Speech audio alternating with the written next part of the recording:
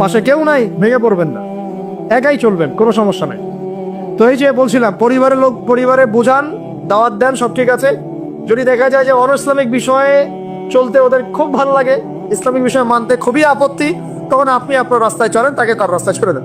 ঝগড়াঝাড়ি থেকে জ্ঞান কে চালা যায়, বাবা তুই তোর রাস্তায় চল, আমি আমার রাস্তায় চল। ইব্রাহিম আলাইহিস সালাম কি বলছেন? ইন্নী যাহিবুন ইলা রাব্বি সায়াহদিন। মনের মধ্যে কত শূন্যতা দেখেন, তিনি বলছেন ইন্নী যাহিবুন ইলা রাব্বি সায়াহদিন। পরিবার তাড়িয়ে দিয়েছে, বাবা তাড়িয়ে দিয়েছে, সাথে কেউ নাই, কেউ নাই সাথে, একা। ইব্রাহিম আলাইহিস সালাম একা। আল্লাহ পাক বলছেন ইব্রাহিম একাই একটা উম্মত, ইব্রাহিম একাই একটা উম্মত। তিনি বলছেন আমি চললাম একাই আমার রবের পথে, তিনি আমাকে পথ দেখাবে। এত বড় কথা। এই জন্যই তো ইব্রাহিম আলাইহিস সালামের এত সম্মান। নবীগণের পিতা তিনি, সমস্ত নবীগণের দেখা যায় পিতা তিনি, আবুল আম্বিয়া বলা হয়। কত চমৎকার বালাগাত দেখেন। ইন্নী যাহিবুন ইলা রাব্বি সায়াহদিন, আমি একাই চললাম আমার রবের পথে, তিনি আমাকে পথ দেখাবেন। পরিবার থেকেই সর্বপ্রথম বাধা আপনাকে পেতে হবে যদি আপনি দিনের পথে চলতে চান। কারণ এখনকার সমাজের বেশিরভাগ পরিবার ইসলামিক পরিবার নয়। কোনো কোনো সময় পারিবারিক সাপোর্টের অভাবে দিনদার অনেক মানুষও দেখা যায় ট্র্যাক থেকে বিচ্যুত হয়ে যায়, এমন হয় না? পারিবারিক সাপোর্ট একটা বড় জিনিস। আমাদের নবী সাল্লাল্লাহু আলাইহি ওয়াসাল্লামের চতুর্দিক থেকে মানুষ আক্রমণ করলেও পরিবারে তার স্ত্রী খাদিজা রাদিয়াল্লাহু আনহা তাকে বুকে আগলে রেখেছিলেন। এটা অনেক বড় একটা প্রশান্তির জায়গা, যে সমাজের মানুষ আপনার এগেনস্টে কাজ করছে, কিন্তু পরিবারে গিয়ে আপনার স্ত্রী আপনার কাছে, আপনার অনুভব, তাকে সে আপনাকে বুস্ট আপ করছে, আপনাকে উৎসাহ দিচ্ছে, আত্মবিশ্বাস দিচ্ছে, আপনি কিন্তু আবার পথ চলতে পারবেন ইনশাআল্লাহ। এই জন্য আমি বারবার বলি যে বিয়ে যদি করতেই হয় তাহলে দিনদার একজন নেককার মেয়েকে বিয়ে করে খাদিজা রাদিয়াল্লাহু আনহার মতো একটা মেয়েকে বিয়ে। আর যদি ওই যে দিনদার ক্যাটরিনা খুঁজতে যান তাহলে সারা জীবন ওই পস্তাইতে হবে। আর আল্লাহ বোঝার তৌফিক দান করুন। দিনদারিতা দেখে বিয়ে শাদী করে। চাচা আবু তালেব তিনি কিন্তু মুসলিম নন, অমুসলিম হয়েও তাকে পারিবারিকভাবে সাপোর্ট দিচ্ছেন। পারিবারিকভাবে সাপোর্টটা অনেক ইম্পর্টেন্ট। আর যখন পরিবার থেকে সাপোর্ট থাকে না তখন মানুষ কিন্তু ট্র্যাক থেকে সরে যায়। যাই হোক, গভীরে যাই না। নবী সাল্লাল্লাহু আলাইহি ওয়াসাল্লাম যখন দাওয়াতি মিশন শুরু করলেন, ইসলামিক সমাজ প্রতিষ্ঠার চেষ্টা করতে লাগলেন, তখন এই পারিবারিক বাধা, আত্মীয়দের মধ্য থেকে বাধা, সামাজিক বাধা আসতে লাগলো। এক পর্যায়ে হিজরত করতে হয়েছে আবিসিনিয়ায়, তারপর তায়েফ, তারপরে গিয়ে মদিনায়। এখন মদিনায় আলহামদুলিল্লাহ আল্লাহ রাব্বুল আলামিন দিনটাকে প্রতিষ্ঠা করলেন এবং সেখানে নবীকে শক্তিশালী করলেন, সাহাবীরা শক্তিশালী হলেন, আস্তে আস্তে গাজওয়াগুলো হলো, সারিয়াগুলো হলো। এক পর্যায়ে উইদিন 8 থেকে 10 বছরের মধ্যে যে নিঃস্ব হাতে মক্কা থেকে তারা গেলেন মদিনায়, সেই মক্কাই তারা জয় করলেন বিনা বাধায়, বলা যায় অলমোস্ট বিনা বাধায়। প্রায় লক্ষাধিক সৈন্য, লক্ষাধিক সাহাবীদেরকে নিয়ে পুরো মক্কায় জাজিরাতুল আরবের মধ্যে দিন প্রতিষ্ঠা হয়ে গেল। বলো কিনা? কত বছর সময় লাগছে ভাই বলেন? 23 বছর। আর রাহিকুল মাকতুম বইটা পড়েন তাহলে আপনি ধাপগুলো বুঝতে পারবেন কিভাবে হয়েছে। আমি পয়েন্ট আউট করছি যে কোন কোন পয়েন্টের দিকে তারা বেশি ফোকাস করেছে, কোন কোন কাজগুলো তারা বেশি করেছেন, এবং যুবকদেরকে দিয়েই কাজগুলো করানো হয়েছে। এবং এই কাজগুলো যদি আজকেও বাংলার যুব সমাজ করতে পারে, ইনশাল্লাহ 23 বছর লাগবে না আমাদের, ইনশাল্লাহ 23 বছর লাগবে না ইনশাআল্লাহ। কারণ আল্লাহ পাক তো তার নবীর মাধ্যমে জানিয়েছেন যে আখিরুজ জামানে আস্তে আস্তে কি হতে যাচ্ছে সামনে। আগে তো এটা জানা ছিল না যে তখন কি হবে, এখন তো আমরা জানি যে সামনে কি হতে যাচ্ছে। আমরা তো জানি যে ইসলাম কায়েম হচ্ছে সামনে ইনশাআল্লাহ, এটা লিখা হয়ে গেছে। তো আপনি হতাশ হচ্ছেন কেন? আমরা এখানে যারা বসে আছি, আমরা কেউ যদি বেঁচেও না থাকি, আল্লাহ না করো, তারপরও দিন কায়েম হবে। বাংলাদেশে এখন যত আলেম ওলামা আছে না, সবাই যদি মারা যায় তাও দিন কায়েম হবে। বিশ্বে এখন যত বড় বড় জালেমরা আছে, এর সাথে আরো 10 গুণ জালেম যদি বৃদ্ধি করা হয় এবং ওদেরকে আরো 10 গুণ শক্তিশালী করা হয়, তাও এদের পতন ঘটবে। হ্যাঁ, যত জালেম আছে সারা বিশ্বে, এর সাথে আরো 10 গুণ যদি বৃদ্ধি করা হয়, এদেরকে আরো বেশি বেশি মারণাস্ত্র দেওয়া হয়, ক্ষমতা দেওয়া হয়, তবুও এদের পতন ঘটবে। কারণ কোরআন এবং হাদিস এই কথা বলে দিয়েছে যে কিয়ামত হবে না, কিয়ামত হবে না যতক্ষণ পর্যন্ত না আল্লাহ পাক 2 জন বিখ্যাত ব্যক্তি পাঠাবেন। কয়জন? একজন হচ্ছেন আমাদের মধ্য থেকে ইমাম, মুসলিমদের ইমাম মুহাম্মদ, যাকে আমরা মাহদী বলছি। আর একজন হচ্ছেন একজন নবী যার হাতে সভ্যতা শেষ হবে, যার নাম হচ্ছে নবী ঈসা আলাইহিস সালাম, যিনি সত্যিকারের মাসিহ। জিউসরা যারা প্যালেস্টাইন দখল করে আছে, ওরা যাকে মাসিহ মনে করছে, সে হবে প্রকৃতপক্ষে মাসিহুদ দাজ্জাল। সে কিন্তু প্রকৃত মাসিহ নয়। সত্যিকারের মাসিহ কে? নবী ঈসা ইবনে মারইয়াম। তার হাতেই দাজ্জালকে মেরে ফেলা হবে বাবেলুদ নামক জায়গায়। সভ্যতা এই জায়গায় না যাওয়া পর্যন্ত কিয়ামত হচ্ছে না ইনশাআল্লাহ। এবং ঈসা আলাইহিস সালাম যতক্ষণ 40 বছর পুরো বিশ্বে ইসলামী সমাজ প্রতিষ্ঠা না করছেন ততদিন পর্যন্ত ইনশাআল্লাহ আযজা ওয়া জাল কিয়ামত হবে। এটা লেখা হয়ে গেছে। শুধু তাই না, ঈসা আলাইহিস সালামের যুগটা শেষ হওয়ার পরে আবার এমন একটা যুগ আসবে যে যুগটা হবে পৃথিবীতে সবচেয়ে নোংরা জঘন্য যুগ। এখন আমরা যে যুগটা পার করছি না, এটা পৃথিবীর সবচেয়ে নোংরা যুগ না। এটা পৃথিবীর সবচেয়ে নোংরা যুগ নয়। যে যুগে আপনি দেখছেন সবাই সুদ খায়, মোটামুটি সবাই এই যে প্রিমিক্সিং, পরকিয়া, হ্যাঁ, জেনা, গান বাজনা, নর্তকী চলছে না সারা সমাজ জুড়ে। মনে হচ্ছে এটাই মনে হয় সবচেয়ে খারাপ যুগ, তাই মনে হয় না অনেকে? এটা সবচেয়ে খারাপ যুগ নয়। যদিও এই যুগের মধ্যে হাজারটা খারাপই আছে, সবচেয়ে খারাপ যুগ আসবে ঈসা আলাইহিস সালামের 40 বছর শাসনের পরের যুগটা। ওই যুগে মানুষ রাস্তায় দাঁড়িয়ে জেনা করবে, কুকুর শেয়ালরা যেমন করে ঠিক ওইভাবে। এবং তাদের সামনে কিয়ামত হবে, পশ্চিম দিক থেকে সূর্য উঠবে। তো আমরা এতটুকু তো জানি সামনে ইনশাআল্লাহু তাআলা ইসলামিক সমাজ প্রতিষ্ঠা হবে, এটা আল্লাহ লিখে দিয়েছে। আমরা বেঁচে থাকি না থাকি, কেউ এটা বলুক না বলুক, আলেম ওলামা আমাদের মধ্যে যারা আছেন থাক না থাক, হ্যাঁ, এখন যারা মুজাহিদ তারা থাক না থাক, এখন যারা জালেম তারা থাক না থাক, কি হোক না হোক এটা হবে ইনশাআল্লাহ। পৃথিবীতে ভূমিকম্প হোক আর জলোচ্ছ্বাস হোক আর পৃথিবী ধসে যাক আর আগুনের বৃষ্টি হোক আর পাথরের বর্ষণ হোক, যাই হোক না কেন নবী ঈসা আলাইহিস সালামের হাতেই সভ্যতা শেষ হবে ইনশাআল্লাহ। অতএব ইসলামী সমাজ তো সামনে আসছে, বুঝতে পারলাম। এখন আমার মানে ফাইন্ড আউট করা পয়েন্টগুলো হচ্ছে এই কয়েকটা পয়েন্ট, 10টা পয়েন্ট বলছি। 1, নবী সাল্লাল্লাহু আলাইহি ওয়াসাল্লাম সাহাবীগণ, স্পেশালি যুবক সাহাবীগণ, সাহাবীদের মধ্যে বেশিরভাগই যুবক ছিলেন। যুবকরা আপনারা ভালো করে বোঝার চেষ্টা করেন, তারা ইসলামী সমাজ প্রতিষ্ঠার জন্য প্রথমত নিজের আগে জ্ঞান চর্চা করেছে। কি করেছেন ভাই? নিজেরা আগে কোরআন হাদিসের জ্ঞান চর্চা করেছেন। যত বড় বড় লেকচার দেন, নারায়ে তাকবীর, আল্লাহু আকবার স্লোগান তোলেন, আইওয়াজ শোডাউন যাই করেন, জ্ঞান চর্চা না করা পর্যন্ত দিন প্রতিষ্ঠা হবে না। জ্ঞান চর্চা করতে হবে। রাজি আছি ইনশাআল্লাহ ভাই? আমরা রাজি আছি তো ইনশাআল্লাহ যে আমরা আল্লাহ পাকের কোরআন এবং নবীর সুন্নতের জ্ঞান অর্জন করবো ইনশাআল্লাহ। এবং জ্ঞান অর্জন একটা ধারাবাহিক প্রক্রিয়া, একদিন 2 দিন করে থেমে যাব না। আমরা প্রতিদিন একটু করে আগাবো ইনশাআল্লাহ। একটা রুটিন ফিক্স করে নেবেন, ডেইলি 1 ঘন্টা করে আপনি পড়াশোনা করার চেষ্টা করুন। আমি অনেক লেকচারে কিছু সিলেবাস বলেছি, আপনাকে কোরআন পড়তে হবে, আরবি ভাষা শিখতে হবে, হাদিসের কিতাবগুলো পড়বেন, ইতিহাস, ইসলামের ইতিহাস পড়বেন, ইসলামিক অর্থনীতির বইগুলো পড়বেন, বড় বড় রিনাউন্ড উলামায়ে কেরামদের বইগুলো পড়বেন, সিরাত পড়বেন, আকীদার বই পড়বেন, ফিকহের কিছু বই পড়বেন। মানে আপনার একটা ক্লাসিক্যাল পড়াশোনার ধারা থাকতে হবে। এবং এই পড়াশোনা একা একা করা যাবে না। কিছু বই আপনি একা হয়তো পড়তে পারবেন, কিন্তু অনেক কিতাব আছে যেগুলো আপনি একা পড়তে পারবেন না। আপনার বিজ্ঞ উলামায়ে কেরামের সোহবত দরকার আছে। এটার দায়িত্ব আপনার, আপনি খুঁজে বের করবেন কার সোহবতে আপনি যেতে চান। আল্লাহ পাক আপনাকে তৌফিক দান করুন। প্রথম কথা জ্ঞান অর্জন। 2 নম্বর, দিন প্রতিষ্ঠা ইসলামী সমাজ ব্যবস্থার জন্য সাহাবীগণ নিজেরা আমল করিয়ে দেখেছেন, শুধু জ্ঞান অর্জনই করেন নাই। যে জ্ঞান অর্জন করেছিলেন সেটা আমল করে দেখিয়েছেন। যেমন ওমর রাদিয়াল্লাহু আনহু বলতেন যে সূরা বাকারা হিফজ করতে আমার সময় লেগেছে 12 বছর। কত বছর? 12 বছর লেগেছে সূরা বাকারাটাকে আয়ত্ত করতে। কারণ সাহাবীরা যতক্ষণ পর্যন্ত 10টা আয়াত লেসন নিয়েছেন, 10টা আয়াতের উপর আমল না করা পর্যন্ত নতুন করে দাস নিতেন না। বুঝতে পারছেন না? মনে করেন আপনি সূরা মাউন শিখেছেন, মাউন আর এই সূরা আপনি শিখেছেন। সাহাবীদের সুন্নাত ছিল কি, এই সূরাটার উপর তারা আমল না করা পর্যন্ত নতুন লেসন নিতেন। এভাবে তারা আমল করতেন। আমরা কি এমন করে আমল করি? আমরা যত পারি আগে তথ্য ইনস্টল করতে থাকি। আমাদের জ্ঞান চর্চাটা হচ্ছে তথ্য ইনস্টল করার মতো। তথ্য ইনস্টল করাকে জ্ঞান চর্চা বলে না। এটাকে আমরা ওয়েল ট্রেন্ড বলতে পারি, ওয়েল এডুকেটেড বলতে পারি। সার্কাসের সিংহ বাঘ দেখেছেন না? লাঠি চাবুকের ভয়ে অনেক কাজ করে না? অনেক কুকুর দেখা যায় না যে ট্রেনিং প্রাপ্ত, যা কমান্ড করে সে ফলো করে না? এটা ওয়েল ট্রেন্ড বলা যায় নাকি? এই কিন্তু ওয়েল এডুকেটেড না। আমাদের ক্রিটিক্যাল থিঙ্কার্স দরকার, মানে কোরআন সুন্নাহ পড়বে, আমল করবে এবং এটাকে নিয়ে গবেষণা করার চেষ্টা করবে। মানে আমাদের কোরআন সুন্নাহকে নিয়ে গবেষণার একটা প্রজন্ম দরকার, গবেষক প্রজন্ম, ক্রিটিক্যাল থিঙ্কার্স। আল্লাহ পাক আমাদেরকে এই তৌফিক লাভে ধন্য করুন বলে আল।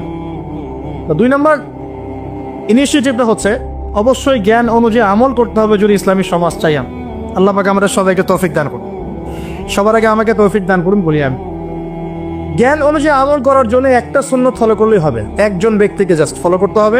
জীবনের প্রতিটা কাজ নবী সাল্লাল্লাহু আলাইহি ওয়াসাল্লামের সুন্নাহ মাফিক করলেই আপনি জানা অনুযায়ী আমল করে ফেলবেন ইনশাআল্লাহ। পারা যাবে তো ইনশাআল্লাহ। আজকে ঘুমানো থেকে শুরু করে দেন, জীবনের প্রতিটা কাজকে ঢেলে সাজান। কাপড় পরা, ঘুমানো, ঘুম থেকে ওঠা, হ্যাঁ, এমনকি বিছানা ঝাড়া, ইস্তেঞ্জা করা, আপনার ব্যবসা বাণিজ্য, শিক্ষা, এভরি সিঙ্গেল সেক্টর ঢেলে সাজানোর চেষ্টা করেন যে নবীর মতো হচ্ছে কি। যদি হয় আলহামদুলিল্লাহ, যদি না হয় তাহলে এখানে আপনার কিছু কাজ করার বাকি আছে। আল্লাহ পাক আমাদের সবাইকে নবী সাল্লাল্লাহু আলাইহি ওয়াসাল্লামের সুন্নাহ মাফিক জীবন গড়ার তৌফিক দান করুন।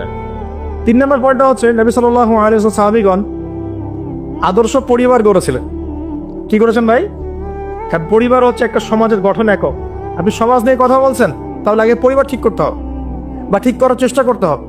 আমি এটা জানি যে একটা পরিবারের সব সদস্য হয়তো নামাজি নাও হতে পারে। নূহ আলাইহিস সালামের স্ত্রী যখন ঈমান নিয়ে আসে নাই, লূত আলাইহিস সালামের স্ত্রী যখন ঈমান নিয়ে আসে নাই, আদম আলাইহিস সালামের সন্তান কাবিল যখন জাহান্নামে যাচ্ছে, আবার ফিরআউনের ঘর থেকে যেমন আসিয়া জান্নাতে যাচ্ছে, তার মানে পরিবারের সবাই যে একরকম ভাবে নট নেসেসারি। কিন্তু অ্যাজ এ পরিবারের কর্তা, আপনি পরিবারের guardian, as a guardian of family, আপনাকে আপনার রেসপন্সিবিলিটি তো পালন করতে হবে নাকি? পরিবারে আপনার দায়িত্ব নাই? পর্দা প্রতিষ্ঠা করার দায়িত্ব কার? আপনার স্ত্রী পর্দা করে না, এই দায়িত্ব কার? এই জিম্মাদারি কার? আপনার সন্তান যে নামাজ পড়ে না, এই রেসপন্সিবিলিটি কার? পরিবারে যে হারাম ঢুকতেছে রিজিকে, এই দায়িত্ব কার? আল্লাহ পাক, আমি মনে হয় বুঝাতে পেরেছি। অতএব পারিবারিকভাবে আল্লাহ পাক আমাদের সবাইকে যেন ইসলামটা ধরে রাখার তৌফিক দান করেন বলে আমিন। 4 নম্বর হচ্ছে নবী সাল্লাল্লাহু আলাইহি ওয়াসাল্লাম সাহাবীগণ দিনের দাওয়াতি কাজ সবাই আমভাবে করেছে। এমন নয় যে নির্দিষ্ট কিছু সাহাবী দাওয়াতি কাজ করতেন, বাকিরা দাওয়াতি কাজ করতেন না, বিষয়টা কিন্তু এমন ছিল না। সবাই মিলেই দিনের দাওয়াতি কাজ করতেন, যে কাজটা আমরা এখন করি না। কতজন ভাই আছেন যারা ডেইলি কমপক্ষে আধা ঘন্টা করে হলো দাওয়াতি কাজ করেন? হাত তুলে দেখেন। আচ্ছা না, দেখেন, সবাই মিলে যতক্ষণ পর্যন্ত দাওয়াতি কাজ করব না, সৎ কাজে আদেশ, অসৎ কাজে নিষেধ, ততক্ষণ পর্যন্ত সমাজ ব্যবস্থা কায়েম হবে না। সবাইকে দাওয়াতি কাজ করতে হবে। একজন আলেম আসবেন, একজন বক্তা আসবেন, ওয়াজ করে যাবেন, দাওয়াত দিয়ে যাবেন, ব্যাস এখানেই ফুল স্টপ, ডোর ক্লোজড, তাহলে হবে না। এভাবে সমাজ প্রতিষ্ঠা হবে না। এভাবে তো বললাম দাওয়াত দেওয়া হতে পারে, একদিনের ওরস হতে পারে, একদিনের ওয়াজ হতে পারে, একদিনের একটা সম্মেলন হতে পারে, কিন্তু প্রতিষ্ঠা অন্য জিনিস। প্রতিষ্ঠা মানে কি? মানে আমি যে আসলাম, বললাম ভাই 5 ওয়াক্ত নামাজ পড়েন, নামাজের দাওয়াত দিয়ে গেলাম। আর প্রতিষ্ঠা মানে কি? যদি এখানকার অথরিটি আমার কাছে থাকতো আর আপনি নামাজ পড়ছেন না, আমি আপনার দোকান সিলগালা করে ফেলতাম। বুঝতে পারেন নাই? আজান হয়েছে, মার্কেটে দোকান খোলা, দোকান সিলগালা হয়ে যাবে, জরিমানা হবে, ভ্রাম্যমাণ কোর্ট, একদম কোর্ট সাথে সাথে বসে আর ফাইন করে দেয়। এটা প্রতিষ্ঠা। নামাজ পড়বো না মানে? মুসলমান নামাজ পড়বো না কেন? তুমি কি অমুসলিম নাকি নামাজ পড়বো না? এর নাম প্রতিষ্ঠা। এটাকে আপনি করতে পারবেন? আপনি এখন দাওয়াত দিতে পারবেন, ভাই নামাজে আসেন, নামাজ পড়লে এত নাকি হয়, না পড়লেই হয়। তো এই দাওয়াত তো চলছে মাশাআল্লাহ। প্রতিষ্ঠা কখন হবে? যখন সবাই মিলে সমাজটা পরিবর্তন করবে, তখন গিয়ে প্রতিষ্ঠা হবে ইনশাআল্লাহ। সমাজে যারা নেতৃত্ব দেয়, এরা কি আসমান থেকে টপকে পড়ে, না সমাজের ভিতর থেকে বের হয়? সমাজ যদি পরিবর্তন হয়, নেতৃত্ব এখান থেকেই বের হবে ইনশাআল্লাহ। আর যখন আল্লাহওয়ালা মানুষরা উপরে যাবে, তখন দেখবেন তারা এইসব অথরিটি ইম্পোজ করবে। চল, যে বলেছিলেন 1 মাস, খালি একটা মাস উপরের শাসন যদি চলে, দেখবেন সব একদম ঠান্ডা হয়ে গেছে। সব ঠান্ডা, একদম ঠান্ডা। এটা ভেরি মাচ পসিবল। 1 মাস সময়, 1 মাস বিদিন বন্ধ। উমর রাদিয়াল্লাহু আনহু যদি এখন বেঁচে থাকতেন, মনে করেন কথার কথা বলছে, উমর রাদিয়াল্লাহু আনহু এখন বেঁচে আছেন, তিনি আসলেন পাকিস্তানে, আসলেন না সিরিয়াতে, আসলেন, কথার কথা বসকে, এমন তাকে মনে করেন দায়িত্ব দিল জনগণ যে আমিরুল মুমিনিন, আপনি সমাজটা ঠিক করেন। তার কয়দিন লাগবে? কয়দিন লাগবে জানেন? হ্যাঁ, আমার ধারণা 3 দিন। কয়দিন হয়? 3 দিন। অথবা তিনি বলবেন যে আমার দ্বারা সম্ভব না, আমি গেলাম। কারণ এখানে একটা কারণ আছে, কারণটা শোনেন। আমি কথাটা কেন বলেছি? আলী রাদিয়াল্লাহু আনহুর যুগে কিছু যুদ্ধ হচ্ছিল না, সিফিনের যুদ্ধ, এই যুদ্ধগুলো, তখন জনগণ, খারেজিদের সাথে যুদ্ধ হচ্ছে, জনগণের মধ্যে কয়েকজন এসে বলছে, আলী রাদিয়াল্লাহু আনহু, ইয়া আমিরুল মুমিনিন, আমরা ওমর রাদিয়াল্লাহু আনহু, আবু বকর সিদ্দিক, উসমান, তাদের যুগটা পার করে আসলাম, তো ওই যুগে তো এত ফিতনা ছিল না, তা আপনার যুগে এত মারামারি হানাহানি কেন, ঘটনা কি? একটু বোঝেন আমার কথাটা, মনোযোগ দেন, খুব ইম্পর্টেন্ট কথা। তো আলী রাদিয়াল্লাহু আনহু যে বলছেন আপনার যুগে এত হানাহানি মারামারি কাটাকাটি কেন, ওমরের যুগে তো এমন ছিল না, আবু বকরের যুগে তো এমন ছিল না, উসমানের যুগে তো এমন ছিল না। তো আলী ইবনে আবি তালেব মানে বিচক্ষণ মানুষদের মধ্যে অন্যতম একজন বিচক্ষণ মানুষ, তিনি বলছেন, উত্তর দিচ্ছেন, দেখ কি বিচক্ষণতার উত্তর। তিনি বলছেন, শোনো, আবু বকর ওমরের যুগে আবু বকর ওমর ছিল শাসক আর আমরা ছিলাম জনগণ। আবু বকর ওমরের যুগে আবু বকর ওমর ওসমান ছিল শাসক আর আমি আলী আর আমার মতো মানুষটা ছিল জনগণ। আর আমার যুগে আমি হচ্ছি শাসক আর তোমরা হচ্ছে আমার জনগণ। কথা বুঝলেন নি? মনে গেছি, বুঝতে পারেন নাই? মানে আলী রাদিয়াল্লাহু আনহুর যুগে যে জনগণরা আছে তারা আবু বকর ওমর রাদিয়াল্লাহু আনহুর যুগের জনগণের মতো নন। এই কারণে আলী রাদিয়াল্লাহু আনহুর সমস্যা ফেস করতে হচ্ছে। তো এটাই বলছিলাম, যখন জনগণ সবাই বলছে আমি সুদ খাবো, সবাই বলছে যে পর্নোগ্রাফি দেওয়া হোক, মদ চলুক, বেরপরদামি চলুক, হ্যাঁ জুয়া চলুক, আর আমি বেচারা একা একা বসে যদি বলি না এগুলো সব হারাম, তা আমাকে তো পিঠা এখান থেকে সরাই দিবে, তাই না বিষয়টা? তার মানে সমাজের মানুষকে পরিবর্তন করতে হবে, আল্লাহ পাক এইটা বোঝার তৌফিক। মানুষ যখন পরিবর্তন হবে ইনশাআল্লাহ, তখন দেখবেন এখান থেকেই যোগ্য নেতৃত্ব উঠে আসছে, এভাবেই সমাজটা প্রতিষ্ঠা হবে ইনশাআল্লাহ আযজা ওয়া জাল্লা। আল্লাহ পাক আমাদেরকে তৌফিক ইনায়াত করুন। আর কয়েকটা পয়েন্ট আমি একটু থরলি বলে শেষ করছি। 6 নাম্বার, সাহাবীরা কোনোদিনও হারাম খান নাই। কি খান নাই ভাই? মানে অর্থনৈতিক জীবনে কোনোভাবেই হারামে সম্পৃক্ত হওয়া যাবে না যদি ইসলামী সমাজটা, ঠিক আছে ভাই? 7 নাম্বার, অনইসলামিক কোন সংস্কৃতির আশপাশেও যাওয়া যাবে না। ইসলামী সমাজ চান, অনইসলামিক সংস্কৃতি পরিপূর্ণভাবে বর্জন করতে হবে। আল্লাহ পাক তৌফিক দান। 8 নাম্বার, সমাজের একটা বড় অংশ হচ্ছে মেয়ে মানুষ। সমাজের একটা বড় অংশ কি? এদেরকে অ্যাভয়েড করে সমাজে দিন কায়েম হবে।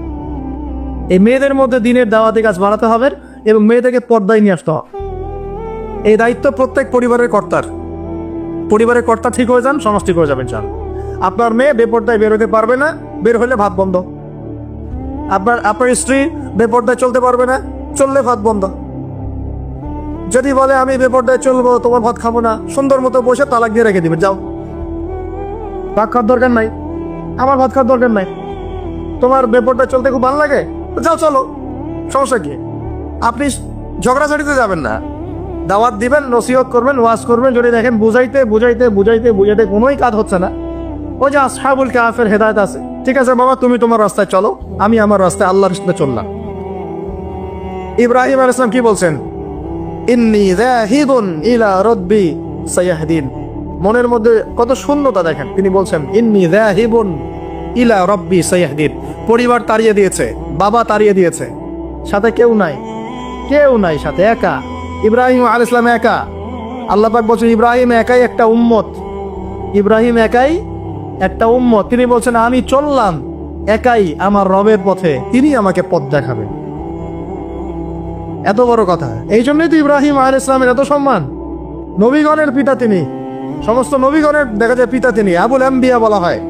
কত চমৎকার বালাগাত দেখেন। ইন্নী যাহিবুন ইলা রাব্বি সায়াহদিন, আমি একাই চললাম আমার রবের পথে, তিনি আমাকে পথ দেখাবেন। পাশে কেউ নাই, ভেঙে পড়বেন না, একাই চলবেন, কোনো সমস্যা নাই। তো এই যে বলছিলাম, পরিবারের লোক পরিবারে বোঝান, দাওয়াত দেন, সব ঠিক আছে। যদি দেখা যায় যে অনইসলামিক বিষয়ে চলতে ওদের খুব ভালো লাগে, ইসলামিক বিষয় মানতে খুবই আপত্তি, তখন আপনি আপনার রাস্তায় চলেন, তাকে তার রাস্তায় ছেড়ে দেন, ঝগড়া ছাড়িতে পারেন।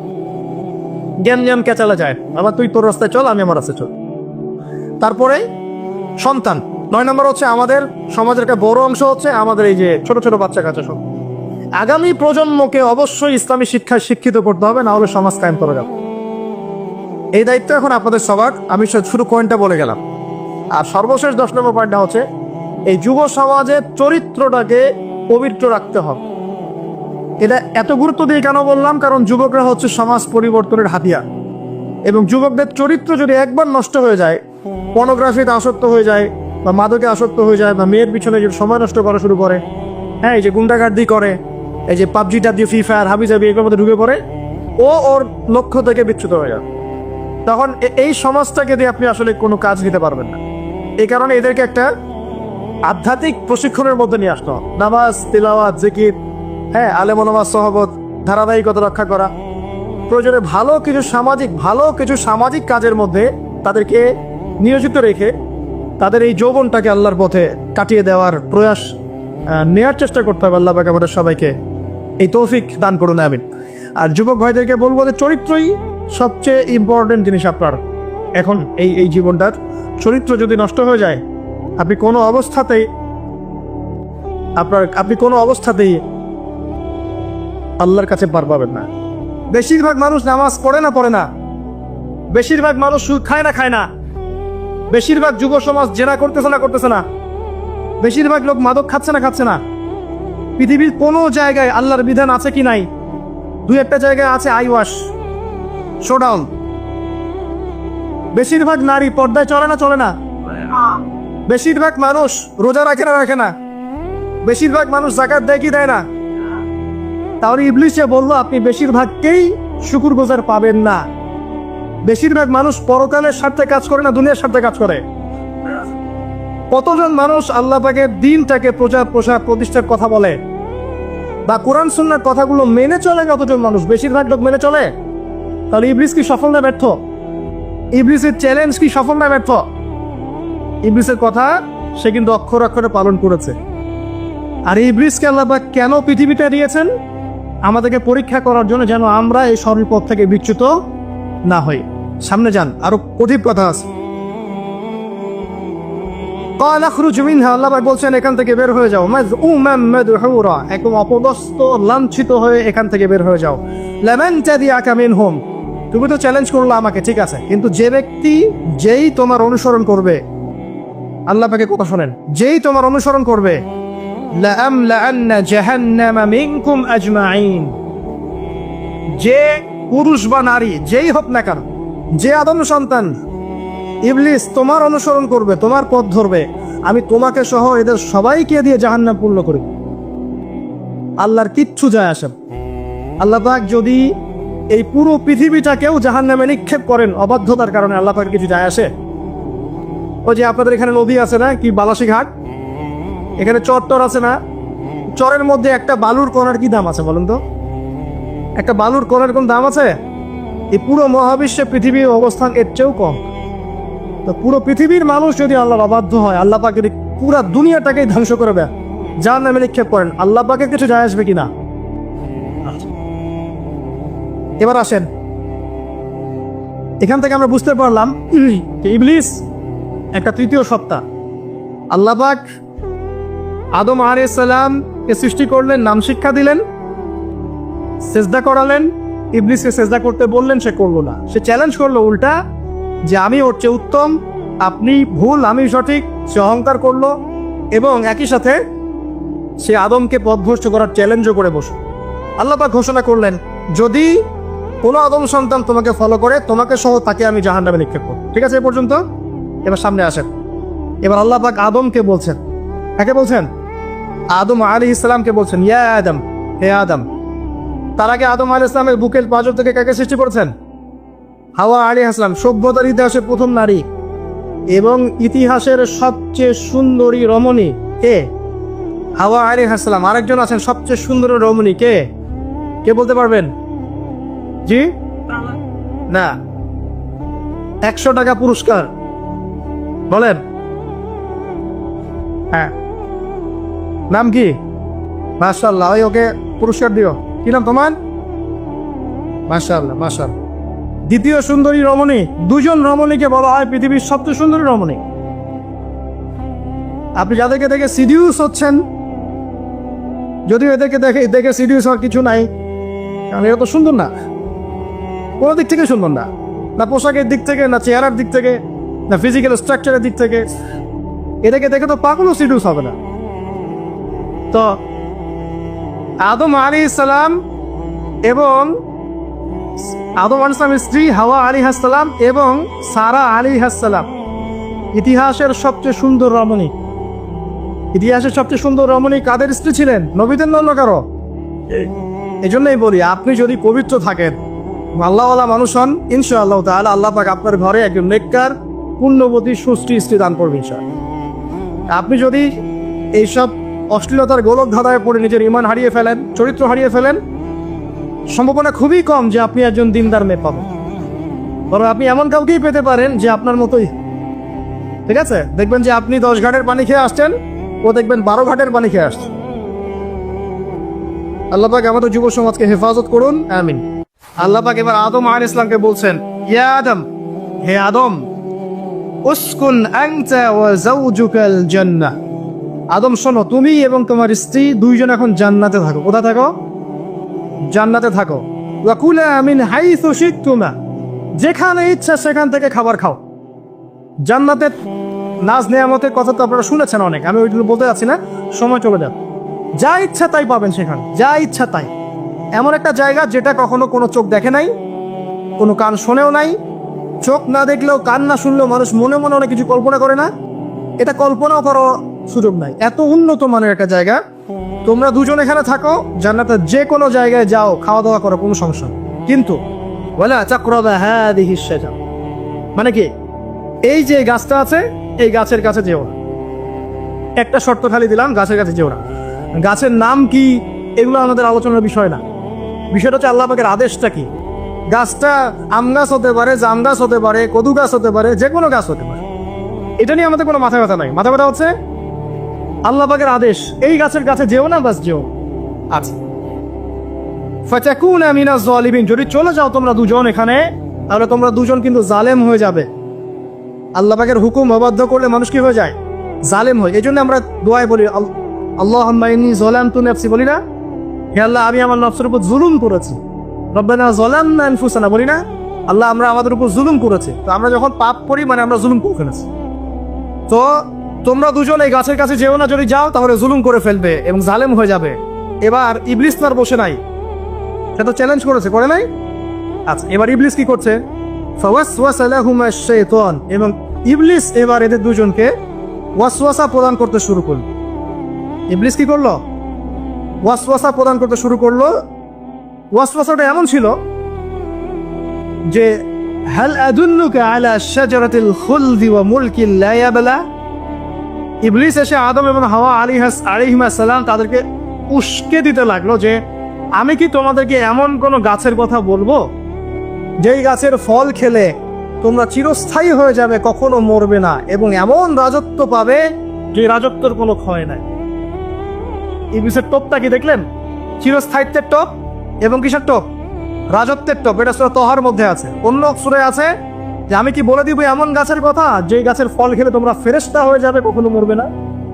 তাহলে চিরস্থায়িত্বের টোপ এবং এই যে কিসের রাজত্বের এই যে টোপ, এই দুইটা হচ্ছে মানুষকে আল্লাহর পথ থেকে ডিসিভ করার একটা মানদণ্ড। কথা বুঝতে পারছেন? এই পৃথিবীতে যত মানুষ পথভ্রষ্ট হয়ে গেছে জন্য হয়েছে অনেকেই, আর অনেকে চিরস্থায়িত্বের জন্য হয়েছে। ফেরাউন নমরুদ চিরস্থায়িত্বের লোভে পড়ে পথভ্রষ্ট হয়নি?